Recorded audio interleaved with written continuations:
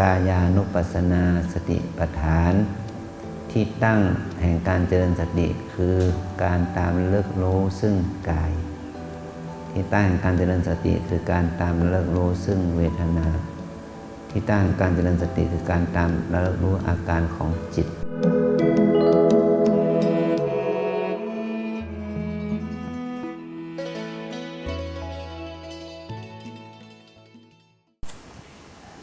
วันนี้เราทุกคนมาที่นี่เพื่อว่าเราจะได้มาแสวงหาตัวเองนะแสวงหาตัวเองนะแล้วเราอยู่ที่ไหนนะมาแสวงหาตัวเองมาอ่านตัวออกมาบอกตัวได้มาใช้ตัวเป็นนะมาแสวงหาตัวเองนะลุงนะ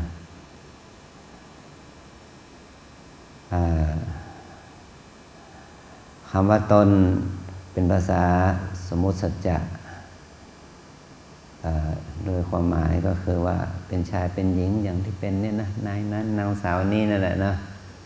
มีชื่อกันทุกคนนะมีใครไม่มีชื่อบ้างมีทุกคนเนาะ มีทุกคนมีชื่อมีชื่อว่าพัฒนารีรัตนิดาวิภารัตน์พรเพ็ญอะไรเนาะแต่ละคนจะมีชื่อเนาะเป็นชื่อของตนมีชื่อนี้มันไม่ได้เกิดมันไม่ได้มาแต่เกิดนะพ่อแม่เป็นต้นเนาะบางทีก็ไปให้พระตั้งให้อย่างเงี้ยเนาะให้ชื่อนี้นะอันนี้เป็นการตั้งชื่อกายใจหรือรูปนามเนี่ยพอกายใจรูปนามนี่มีชื่ออย่างนี้เหมือนกับรถมันมียี่ห้อเนาะสินค้ามียี่ห้อมีชื่อของมันมีโลโก้มีสัญลักษณ์ของมันสินค้านั้นมันมีคุณภาพเนาะคนมันก็ติดตลาดนะแล้วก็คนอยากเอามาเป็นของตนเนาะแต่กับโทรศัพท์มือถือที่มีชื่อเนาะบางคนนี่ต้องจองเลยเนาะยังไม่ได้ออกสู่ตลาดเปิดโอกาสให้จองทั้งนั้นนะจองเงินเพียบเลยนะเขามีความมั่นใจในคุณภาพว่ายี่ห้อนี้ออกมารุ่นไหนก็จะดีอะไรประเภทนี้เนาะแล้วพวกเราล่ะมียี่ห้อหรือยังเนี่ยเกิดมากี่ชาติก็เป็นคนดีเนาะไปเป็นอะไรก็ดีหมดเนาะเป็นแม่ก็เป็นแม่ที่ดีเป็นลูกก็เป็นลูกที่ดีเป็นผู้ใต้บังคับบัญชาผู้บังคับบัญชาที่ดีเป็นนักเรียนที่ดีเป็นว่าไปเนาะแล้วแต่ว่าเราอยู่ในสถานะไหนแล้วก็เรียกว่าเนี่ยอ่านตัวออกว่าเราอยู่ในฐานะไหนตอนนี้เรามาเป็นโยคีเนาะมาเป็นนักปฏิบัติธรรมฉะนั้นเราจะเป็นนักปฏิบัติธรรมที่ดีได้อย่างไรนะเราจะเป็นนักปฏิบัติธรรมที่ดีได้ยังไงนะ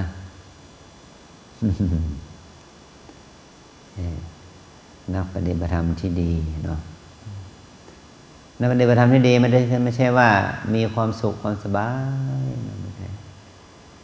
นะว่ารู้สึกว่ามาปฏิบัติธรรมคราวนี้ได้ผลดีไม่ได้หมายความว่าสุขสบายแต่ที่แท้จริงคือเรามีประสบการณ์นะแล้วก็เราใช้ประสบการณ์นั้นในทางที่เป็นบวกแม้ที่สุดที่ว่ามันเกิดทุกข์นะเราก็ใช้ความอดทนสู้นะแล้วก็สู้ได้ก้าวข้ามความทุกข์นั้นได้อยู่กับความทุกข์นั้นได้อันนี้ก็ถือว่าปฏิบัติธรรมได้ผลนะเพราะว่าเราสามารถอยู่กับความเจ็บความปวดความทุกข์นั้นได้นะหิวก็อยู่กับมันได้กระหายก็อยู่กับมันได้เนาะอิ่มก็อยู่กับมันได้นะสุขก็ไม่รุ่มหลงทุกข์ก็ไม่โวยวายเนี่ยสามารถทำใจให้เป็นกลางได้อย่างนี้ก็เรียกว่าปฏิบัติธรรมได้ดีนะได้เพราะได้ฝึกนะได้ฝึกแล้วก็ได้ผลเนาะว่าเราสามารถอยู่กับสิ่งนี้ได้เพราะสิ่งเหล่านี้ก็ไม่ใช่ใครเลยก็คือที่เราเรียกว่าตัวเรานั่นแหละนะคือเราอยู่กับสิ่งที่ ที่มันเกิดขึ้นกับตัวเราได้นะเช่นว่าพอเรามีตานะพอเห็นนั้นเห็นนี้เนาะเรามีสติหรือว่าเรามีความเพียรความอดทนที่จะอยู่กับสิ่งที่เราเห็นเพราะสิ่งที่เห็นนั้นมันก็มีทั้งสิ่งที่ดีและไม่ดี และเป็นสิ่งที่เราชอบและไม่ชอบถ้าชอบมันโอเคมันก็โอเคเนาะมันก็อยู่ได้ดีแหละอยู่ได้นานเนาะไอ้ไม่ชอบนี่แหละนะ มันจะอยู่ได้ไม่นานเนาะฉะนั้นเราก็ต้องมาฝึกที่จะอยู่กับสิ่งเหล่านี้แม้ว่าจะเป็นสิ่งที่เราไม่ชอบเช่นเรามานั่งพับเพียบปนมมืออย่างนี้เนาะ ชอบไหมเนี่ยใจจริงมันไม่ชอบแต่เห็นว่าเป็นวิธีการเคารพน้อมน้อมต่อพระธรรมไม่ใช่เคารพน้อมน้อมต่ออาจารย์นะเราเคารพน้อมน้อมต่อพระธรรมเราต้องฝึกนะมันเหมือนกับว่าถ้าน้ำนั้นมันไม่รับไอร้อนเนี่ยเราจะได้น้ำเดือดไหมเนาะหรือว่าถ้าเราต้มเราแกงอะไรอย่างเงี้ยเนาะถ้าน้ำนั้นมันไม่ซึมซับเอาซึ่งความร้อนเนาะจากไฟที่มันเผาอาหารสุกไหมข้าวสุกไหมนี่แหละเนาะเมื่ออาหารไม่สุกข้าวไม่สุกกินได้ไหมเราคนนี้นะกินไม่ได้นะมันก็ไม่ได้ประโยชน์เนาะ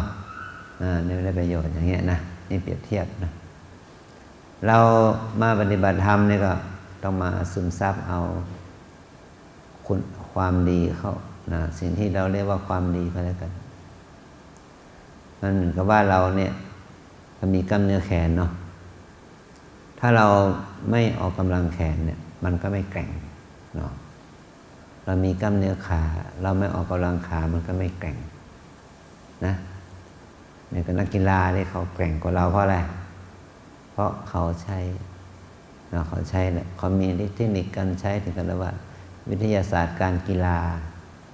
ว่าเราจะทำให้กล้ามเนื้อแขนกล้ามเนื้อแขนกล้ามเนื้อขากล้ามเนื้อไหล่อะไรเป็นเนาะให้มัน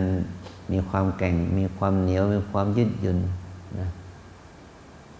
ที่ดีแต่คนนั้นก็เรียกว่าสุขภาพดีนะ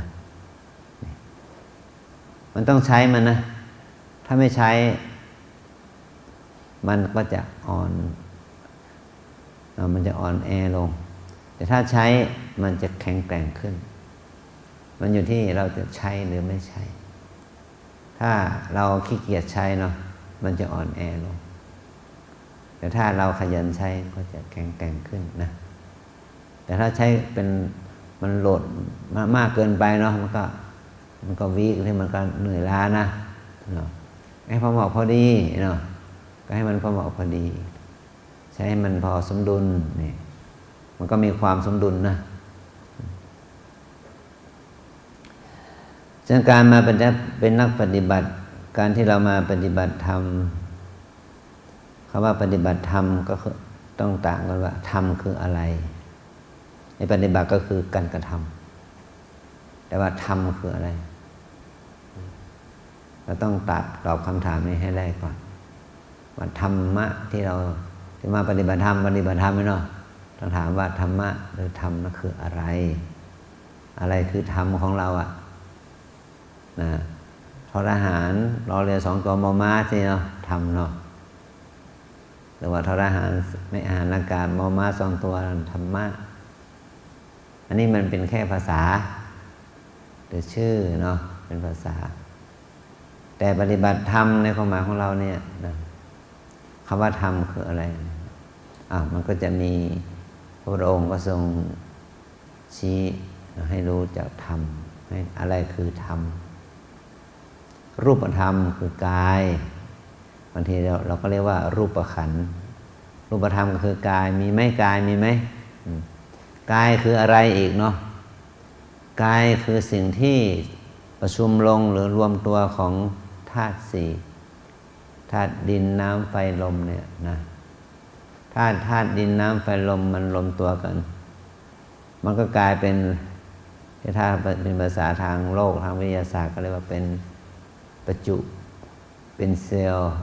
เป็นประจุเป็นอะตอมเนาะเป็นเซลล์เป็นเนื้อเยื่อ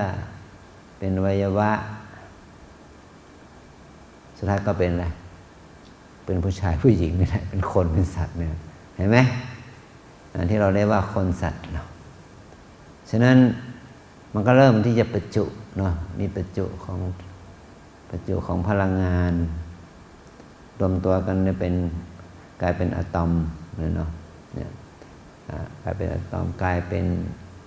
โมเลกุลกลายเป็นเนื้อเยื่อแล้วเนาะสุดท้ายกลายเป็นอวัยวะแล้วกลายเป็นอวัยวะนั้นรวมตัวขึ้นก็กลายเป็นชายเป็นหญิงตามสมมุติที่เราพอเป็นชายเป็นหญิงเราก็ตั้งชื่อมันยี่ห้อมันเลยว่าเนาะนายนั้นนางนี้เนาะนางสาวนั้นนางสาวนี้ว่าไปใช่ไหม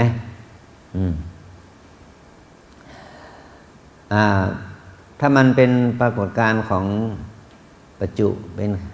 ป็นการรวมตัวของประจุเป็นอะตอมโมเลกุลเนื้อเยื่ออันนี้หรือว่าเป็นองค์ประกอบของวัตถุนะที่เขาเรียกว่าเป็นอินทรีย์วัตถุที่มันมีชีวิตก็อนินทรีย์วัตถุนะที่มันไม่มีชีวิตอนินทรีย์วัตถุเนี่ยพวกเสาพวกคานพวกไม้นี่เนาะอันนี้มันไม่เดือดร้อนอะไรเลยเนาะมันไม่ต้องกินข้าวกินน้ำอย่างพวกเราเนี่ยไอตัวอินทรีย์วัตถุที่มันมีชีวิตนี่แหละมันต้องใช้พลังงานเห็นไหมอันนี้มันก็ต้องเอามาใส่ให้มันเนาะหาข้าวหาน้ำหาอากาศหาแสงสว่างความอุณหภูมิให้อุ่นให้มันเนาะอยู่ที่นี่อยู่ในห้องนี้นะต้องมีอะไรมีแสงสว่างเนาะนี่ถ้ามีแสงสว่างมืดเนาะมีอะไรอีกต้องมีไออุ่นมีไอร้อนไอเย็นเนาะถ้าเราต้องการไอร้อนก็ได้ร้อนโอเคเนาะหน้าหนาวหน้าร้อนแล้วกันไอเย็นได้เย็นโอเคใช่ไหมเนี่ยมันก็ยังมีเงื่อนไขเนาะหน้าหนาวต้องการร้อนหน้าร้อนต้องการเย็นเนาะมีน้ำซ้ำถ้ามันหาอะไรจะให้มันร้อนมันเย็นได้ตามใจฉันเห็นไหมติดแอร์ติดเครื่องฟอกอากาศสารพัดเนาะ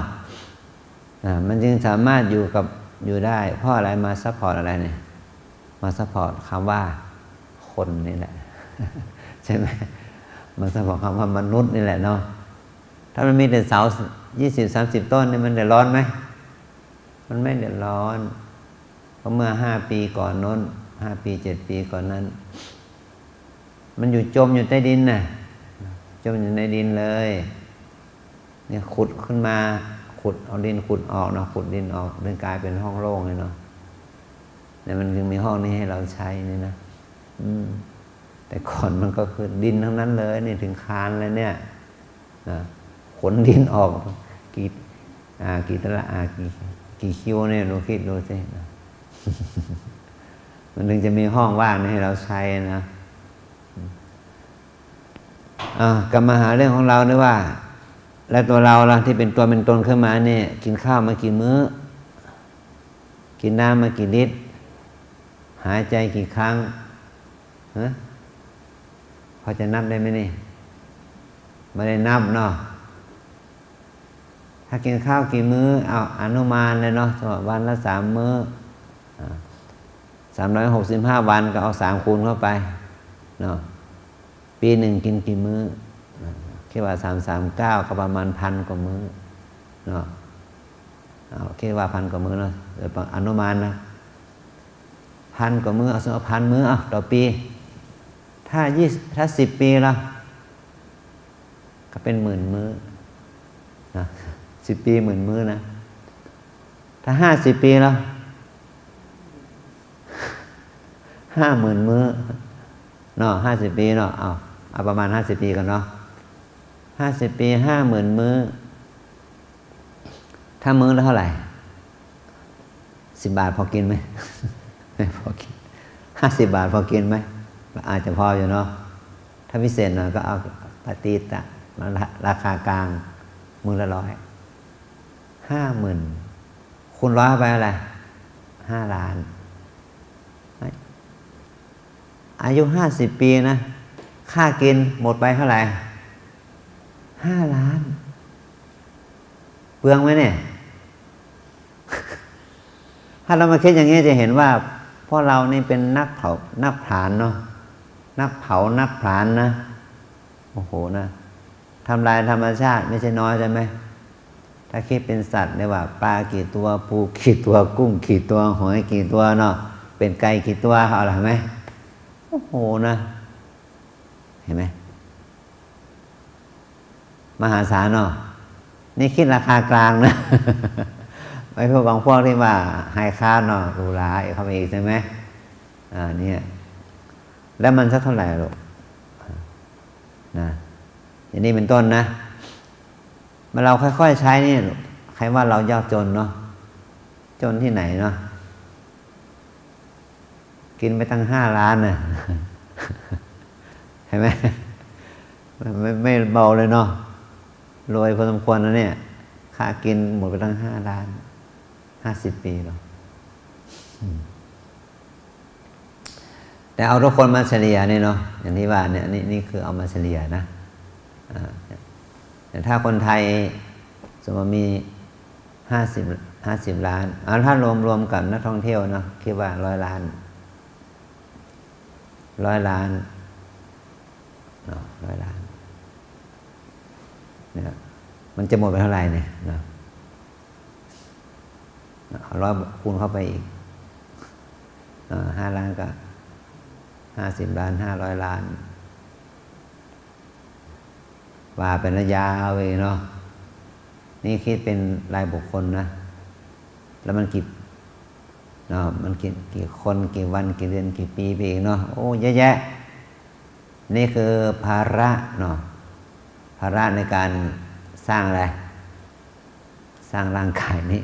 ตั้งให้ร่างกายนี้ตั้งอยู่ได้ใช่ไหมอ๋อแล้วมันไม่นี่เงื่อนไขเดียวเนาะเงื่อนไขแค่ข้าวปลาอาหารแล้วเงื่อนไขอื่นล่ะเสื้อผ้าเนาะเครื่องนุ่งห่มยานพาหนะเนาะแล้วก็ค่าส่งหุ้ยอื่นใดเนาะสบู่ยาสีฟันแยกไม่หมดเนาะเครื่องประดับตกแต่งเนาะฉะนั้นคนหนึ่งนี่เรียกว่า1 ชีวิตเนี่ยเนาะเนี่ยตั้งแต่วันเกิดจนถึงวันตายนี่นะนี่หมดไปหลายล้านเนาะเป็นนับเป็น10 ล้านอันนี้แบบคนระดับปานกลางนะเนาะระดับปานกลางนี่ใครบอกว่าเรายากจนเนาะเยอะแยะเลยเนาะใช้จ่ายมหาศาลเนาะอย่างนี้เป็นต้นนะอย่างนี้เป็นต้นนี่คือเพราะความมีอะไรมีกายมีรูปเนาะมีรูปมีกายเนี่ยมันจึงเป็นบ่อกเกิดของทุกข์ต้องขวนขวายแสวงหาให้ได้มีให้ได้มาใช่ไหมเป็นบ่อกเกิดของทุกข์เนาะพอเรายังกลัวโควิดเนาะเราก็ต้องมีแมสต้องไปซื้อแมสมาใส่เนาะหน้ากากอนามัยอย่างนี้เป็นต้นเนาะ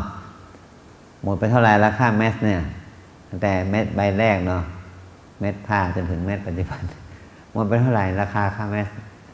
ก็จะได้อากาศสะอาดเนาะสูดลมหายใจเข้าไปจะได้ปลอดภัยเนาะหมดไปเท่าไหร่เคยซื้อไหมซื้อนะแต่อาจารย์ไม่เคยซื้อเลยนะ มีแต่คนมาถวายโอเคเนาะเขาซื้อมาให้เราใช้เนาะเราไม่ต้องไปซื้อแต่คนอื่นก็ซื้อให้เนี่ยสรุปแล้วมันคำว่าเป็นภาระไหมก็เป็นอีกเนาะวันหนึ่งใช้2 ชิ้น3 ชิ้นยิ่งสมัยก่อนเนาะเดี๋ยวนี้ค่อยชั่ววันละชิ้นก็พอมั้งบางที2-3 วันชิ้นก็ยังได้เนาะนี่อันนี้คือภาระไหมภาระอีกนี่เขาเรียกว่าบริหารอะไรไหมภาษาพระเรียกบริหารทุกข์คือจัดการเรื่องภาระเนี่ยนะภาระเนี่ยมันเป็นตัวอะไรเป็นตัวทุกข์มันทนอยู่ในสภาพเดิมไม่ได้มันผันแปรปรวนเปลี่ยนแปลงเกิดดับเนี่ยเรียกว่าต้องบริหารมันนะ เนี่ยก็ต้องกินแล้วก็ต้องถ่ายนั่นแหละเนาะก็ต้องบริหารมันเป็นสิ่งที่เป็นภาระไหมถ้าเรามองอย่างละเอียดเขาเรียกพิจารณาอย่างนี้นะก็เลยหมายความว่าตั้งแต่เส้นผมจนถึงฝ่าเท้านี่เนาะมันเป็นที่ตั้งของทุกข์เนาะมันเป็นบ่อกเกิดของทุกข์สารพัดและวิธีการจัดการบริหารทุกข์ตัวนี้ให้มันบรรเทาทุกข์เนาะก็หลายอย่างเนาะผมยาวก็ใช้วิธีตัดเนาะผมงอกก็ใช้วิธีย้อม อะไรประเภทนี้ใช่ไหมอันนี้วิธีบริหารทุกข์นะแต่ละอย่างใช่ไหมหิวก็ใช้วิธีกินอาหารใช้วิธีดื่มเนาะอย่างนี้แหละเมื่อขบก็ใช้วิธีบริหารยืดเส้นยืดสายเห็นไหมมันก็รู้มันก็ใช้วิธีการบริหารจัดการตามสภาพนะนี่ทางกายภาพเนาะเนี่ยร่างกายมีอย่างเดียวอย่างนั้นเลยมันก็ไม่ใช่คนเนาะบางทีเขาเรียกว่าคนเหมือนกันเลยคนตายบางทีเขาเรียกว่าผีแต่เนี่ยที่มานั่งอยู่ที่นี่ได้เนี่ยคนเป็นเนาะคนเป็นมีอะไรเป็นเครื่องวัดโยคีมีอะไรเป็นเครื่องวัดโยคีชายคนเป็นเนี่ยมีอะไรเป็นเครื่องวัดมีลมหายใจเป็นเครื่องวัดก็ถูกแต่มันไม่100%นะมีลมหายใจเป็นเครื่องวัดนะมีบางคนเนาะคนพิเศษตอนนี้ยังอยู่ในห้องพิเศษนะหายใจมากี่เดือนละแล้วแน่ใจไหมว่าเขามีชีวิตอยู่ฮะแน่ใจไหมว่าเขามีชีวิตอยู่แต่ไม่ได้ประกาศว่าตายแล้วนั้นมีลมหายใจไหมแต่มีชีวิตไหม มันมีอันใดก็มากกว่านั้นทำไมเราหายใจได้นี่ตานะเขาเรียกว่าภาษาพระเราเรียกว่าจิตหรือว่าใจมีใจนะลูกมีจิตใจเนาะมีจิตใจจึงจะเรียกว่ามีชีวิตนะแค่ปั๊มอากาศเข้าไปแค่นั้นมันไม่ใช่บ่งบอกว่ามีชีวิตเนาะอันนั้นมีเครื่องช่วยเนาะแต่ถ้าไม่มีเครื่องช่วยใช่ละนะถ้าดับจิตก็หมายความว่าหายใจไม่ได้เนาะอย่างธรรมดาอย่างเราอย่างเงี้ยอย่างธรรมดาอย่างเงี้ยมันถ้ามันดับจิตแล้วมันจะหายใจไม่ได้ฉะนั้นเราจึงพูดว่าคนตายคือคนที่ไม่มีลมหายใจเพราะจิตดับปั๊บลมหายใจมันไม่ไหวมันไม่เคลื่อนแล้วนะหัวใจมันหยุดเต้นละนะปอดมันหยุดทำงานหมดเลยเนาะขาดอะไรขาดใจขาดจิตดับเนาะขาดจิตดับจิตดับก็แปลว่าดับเนาะฉะนั้นคนเป็นก็คือคนที่ยังมีอะไรมีจิตใจ มีจิตใจนะมีจิตใจเนาะมีจิตใจอยู่พอเรามีจิตไหมก็บริหารจิตต่อเนาะคราวนี้มาวัด3 วันนี้มาบริหารกายหรือบริหารจิตแล้วคราวนี้บริหารจิตนะแต่เนื่องจากว่าจิตมันต้องอาศัยกายเนาะเราเรื่องเอากายมาด้วยเนาะถ้าบริหารจิตโดยไม่ต้องมีกายนะสบายเลยเนาะปัจจุบันนี้ถ้าเรายกตัวอย่างก็เหมือนกับว่าประชุมผ่านซูมระบบซูมเนาะไม่ต้องมีการจัดห้องประชุมเนาะไม่ต้องมีการเนาะจัดเรื่องอาหารไม่ต้องมีอะไรนี่เนาะไม่ต้องมีจัดแต่งเครื่องแต่งกายซูมที่บ้านเนาะแต่เราต้องมือเครื่องมือนะถ้าเราปฏิบัติธรรมอาศัยใจมาบริหารใจอย่างเดียวไม่ต้องมาวัดดีเหมือนกันเนาะวัดไม่ต้องค่าอาหารวัดไม่ต้องตั้งระบบตอนรับแขกเนาะวัดไม่ต้องจัดห้องพักที่อาศัยเนาะวัดไม่ต้องดูแลเรื่องห้องน้ำห้องท่าเนาะเนี่ยวัดไม่ต้องมาเสียค่าน้ำค่าไฟ ดีเหมือนกันเนาะงั้นไปเกิดเป็นเทวดาแล้วกันนะปฏิบัติธรรมเนาะแต่ว่าเงื่อนไขนั้นเราทำอย่างนั้นไม่ได้เราเลยต้องถอดสังขารมาวัดเนาะมานั่งพระเพียรต่อหน้าอาจารย์ ทุกข์ไหมโยม ทุกข์ทางกายไหมทุกข์เนาะเนี่ยยังต้องทุกข์หายทุกข์หิวทุกข์ถ่ายหนักถ่ายเบานี่เห็นไหมทุกข์เพราะเมื่อยขมเนาะทุกข์เพราะฝนตกแดดออกยุงกัดสารพัดเนี่ยเพราะเรามีอะไรมีกายเนี่ยมีกายเพราะต้องการเอาใจมาฝึกเนาะเอาใจมาฝึกที่นี่มาฝึกใจเพื่อให้ใจเปลี่ยนจากสภาพที่มันเป็นกิเลสบ่อยๆให้มันเป็นกุศลบ่อยๆจากที่มันเป็นบาปบ่อยๆให้มันเป็นบุญบ่อยๆเนาะจากที่มันทำให้เกิดทุกข์บ่อยๆก็ให้มันบรรเทาทุกข์ให้มันเกิดสุขบ้างหรือว่าทุกข์น้อยลงเนาะทุกข์น้อยลงเห็นไหมถ้าเราเข้าใจกฎเกณฑ์เนี่ยเราก็จะได้รู้ว่าที่เรามาที่นี่เราไม่ได้มาทำงานเพื่อใครเนาะมาทำงานเพื่อบริหารใจตัวเองบริหารแต่ว่าพอเรามาฝึกใจเนี่ยเราเอาใช้กายรองรับด้วยก็ได้บริหารกายไปด้วยเช่นได้กราบได้เดินได้นั่งเนาะได้อยู่ได้กินอย่างนี้ได้ควบคุมอาหารนะบางทีก็ช่วยลดน้ำหนักซะด้วยนะได้ควบคุมอาหารควบคุมการกินกันอยู่นะมันก็มีผลดีให้แก่ตนทั้งกายภาพและจิตใจนะนี่เรามาที่นี่เนื่องจากว่าเรามาด้วยความสมัครใจเนาะมาสมัครใจสนใจมาเองนะเราก็ต้องฝึกตัวเองไม่ต้องมารอให้อาจารย์มากำกับนะไม่ต้องมาอยู่ในห้องที่วงจรปิดส่ง4 ทิศ 4 ด้านนะ8 ทิศ 8 ด้านคุณจะทำอะไรจะจับผิดของคุณเราไม่ใช่นักโทษอยู่ในคุกในตารางนี่เนาะเราจะเป็นผู้มีอิสระในตนนะทำหน้าที่ของตนภาวนาไม่มีใครเห็นเราก็ทำเองของเราได้เราก็เห็นตัวเองนะอย่างนี้เป็นต้นเนาะเอาทุกคนบรรนมมือรับกรรมฐานนะวิปัสสนากรรมฐานว่าตามแนวสติปัฏฐานมี4 อย่าง1 กาย2 เวทนา3 จิต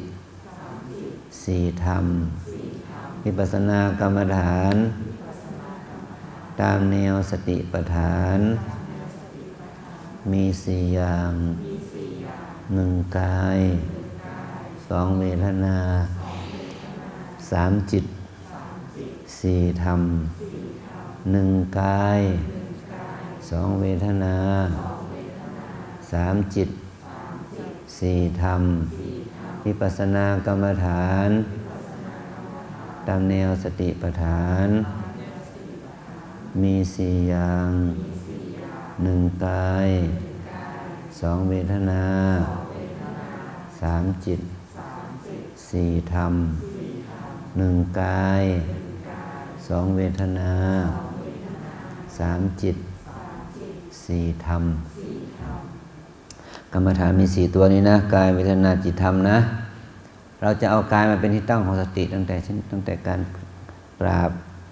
การยืนการเดินการนั่งอิริยาบถน้อยใหญ่ตั้งแต่ตื่นนอนถึงหลับนอนนั่นแหละนะถ้าเราเคลื่อนไหวอะไรก็ตามแต่เดี๋ยวซ้ายแลขวาก้มเงยตั้งแต่ถ้าเรามีสติกับอาการนั้นเขาเรียกว่ากายานุปัสสนาสติปัฏฐานที่ตั้งแห่งการเจริญสติคือการตามระลึกรู้ซึ่งกายที่ตั้งแห่งการเจริญสติคือการตามระลึกรู้ซึ่งเวทนาที่ตั้งแห่งการเจริญสติคือการตามระลึกรู้อาการของจิตเช่นความคิด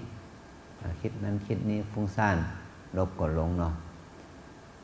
แล้วก็ที่ตั้งการเจริญสติคือการตามระลึกรู้ซึ่งธรรมคำว่าธรรมในที่นี้ก็คืออะไรคือธรรมตัวนี้ไม่ได้เหมือนกับธรรมอย่างที่พูดเมื่อกี้ปฏิบัติธรรมเนาะธรรมตัวนี้มุ่งหมายเป็นช็อตๆเป็นเรื่องๆไปเช่นตาเห็นมีไหมหูได้ยินมีอยู่ไหมจมูกได้กลิ่นมีอยู่ไหมลิ้นรู้รสมีอยู่ไหมกายสัมผัสเย็นร้อนแข็งอ่อนตึงไหวมีอยู่ไหมเนี่ยถ้าเราลืมตาเห็นปั๊บใช่ไหมกำหนดเห็นหนอจริงอยู่เราเห็นรู้ว่าเป็นชายเป็นหญิงนะแต่เราให้กำหนดว่าเห็นหนอ พอเราลืมตาเห็นหลวงพระอาจารย์ใช่ไหมก็เห็นหนอเหมือนกัน แต่ก็รู้ว่าเป็นพระ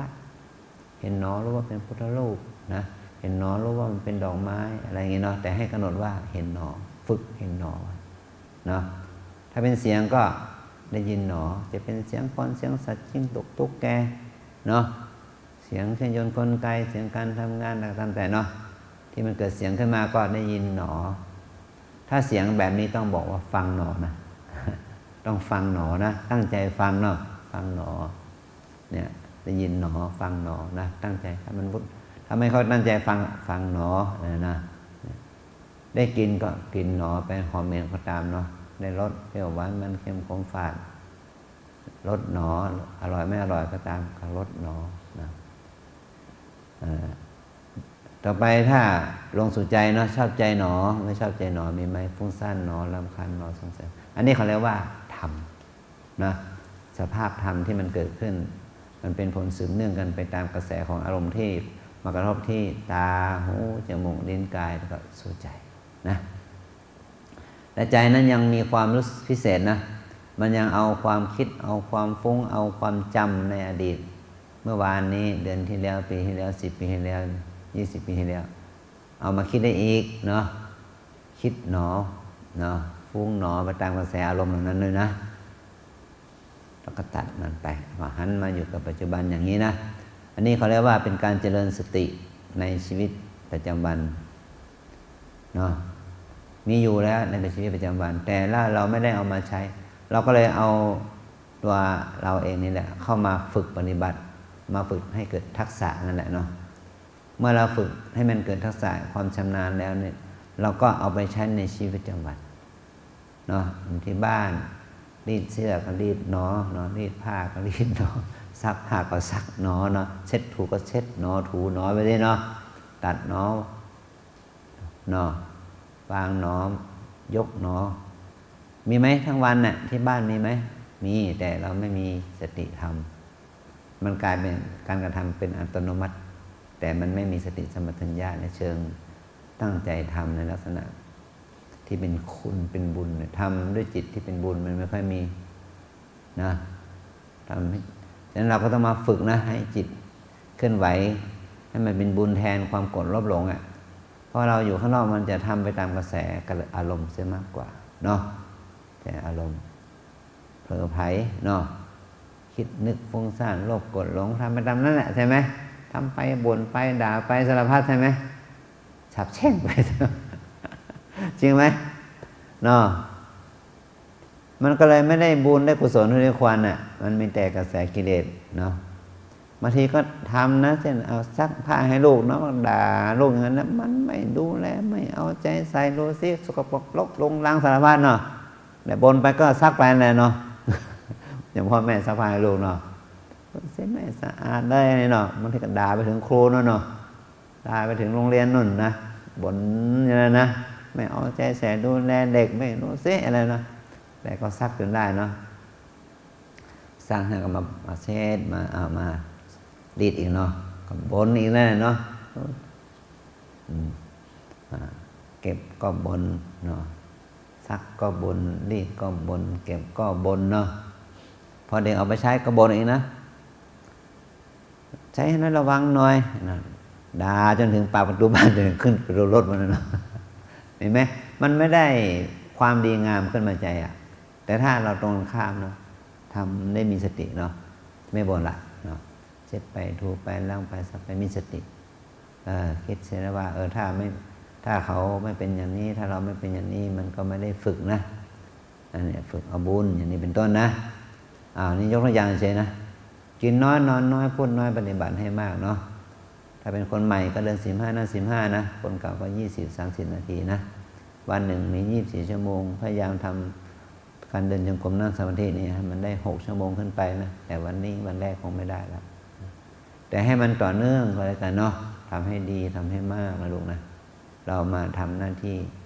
มาปฏิบัติธรรมก็คือมาปฏิบัติตัวเองตัวเรานั่นแหละคือธรรมตัวเรานั่นแหละคือพระธรรมเนาะพระธรรมจึงไม่ใช่อื่นใดนะปฏิบัติธรรมก็คือปฏิบัติตัวเองนั่นตัวเรานั่นแหละคือธรรมตัวเรานั่นแหละคือพระธรรมนะพระธรรมอยู่ที่ตัวเราพระพุทธเจ้าพระธรรมพระสงฆ์เนี่ย มันไม่ใช่วัตถุภายนอก แต่มุ่งหมายถึงคุณธรรมสัจธรรมที่เกิดขึ้นในตัวเรานั่นเองนะศีลสมาธิปัญญาคือศีลสมาธิปัญญาที่เกิดขึ้นกับตัวเรากับใจเรานั่นเองนะนี่แหละจะเป็นธรรมะที่เป็นที่พึ่งแก่เราได้เข้าใจเนาะส่วนรายละเอียดเราจะได้ค่อยๆศึกษาไปทีละสเต็ปสอนตัวเองนั่นเองว่าอ่านตัวออกบอกตัวได้ใช้ตัวเป็นสอนตัวเองบ่อยๆแล้วก็จะได้เห็นคุณค่าของตัวเองมากขึ้นว่าธรรมะที่เราจะเอามาใช้ได้จริงนั้นคือธรรมะที่อยู่ในตนนะเอาแค่นี้เนาะ